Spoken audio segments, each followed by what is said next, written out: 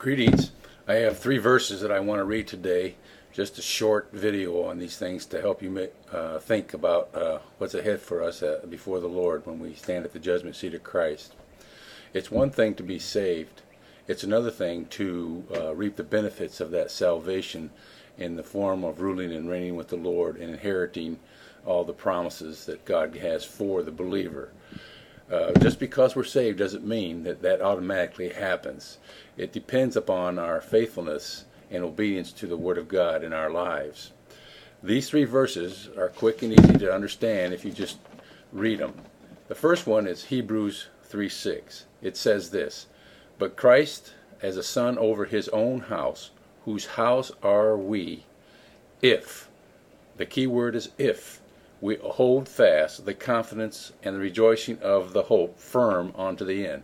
This is not holding fast unto salvation by grace. This is holding fast unto the promises that is given to the believer who is faithful to the Lord, who loves the Lord.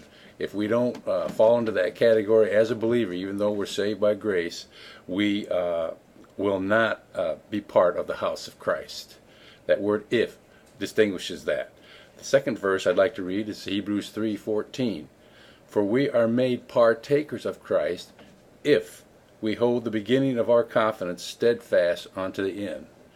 This is another verse in the same chapter that shows that partakers of Christ are based upon service, faithfulness, obedience to the Word of God. And that word "if" distinguishes that fact that not all believers will be partakers of Christ. And then lastly, 2 Timothy 2 verse 12.